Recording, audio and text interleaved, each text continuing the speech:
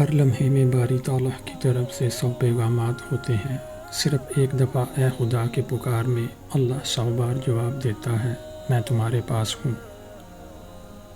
انسان کو کبھی غلط بیانی سے کام نہیں لینا چاہیے۔ سچائی ہمیشہ مفید ہوتی ہے۔ اپنی خامیوں کو چھپانا اچھا نہیں ہوتا، اس کا اظہار کر کے علاج کرانا چاہیے۔ بڑی مبارک ہے وہ آنکھ جو اللہ کے لیے روتی ہے، اور وہ دل بہت مبارک ہے جو اس کے لیے جل رہا ہے۔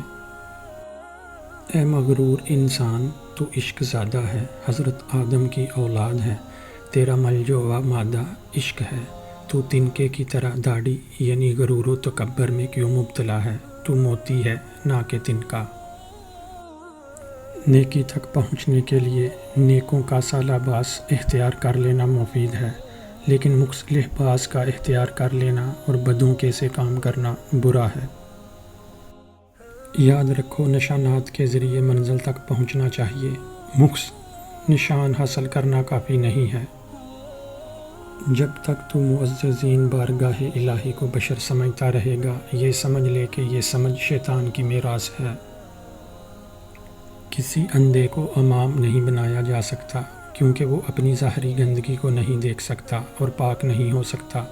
امامت کے لیے اندھے حافظ سے روشن آنکھوں والا کم علم بہتر ہوتا ہے۔ اگر انسان کا دل اندھا ہے تو وہ مجسمِ شر ہے۔ ظاہری اندھے پر تو ظاہری نجاست ہوتی ہے جسے آسانی سے دور کیا جا سکتا ہے، لیکن باطن کے اندر میں باطنی نجاست ہوتی ہے جسے دور کرنا بڑا دشوار ہوتا ہے۔ باطنی نجاست صرف آنسوؤں سے دھلتی ہے۔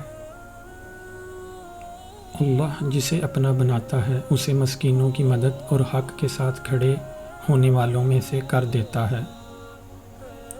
خدا کا بندہ اللہ کا سایہ ہوتا ہے، وہ اس دنیا کا مردہ اور خدا کا زندہ ہوتا ہے۔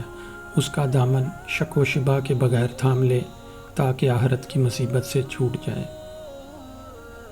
حقیقت کو دل کے کان سے سن تاکہ تو پانی اور مٹی کے ہول سے باہر آ جائے۔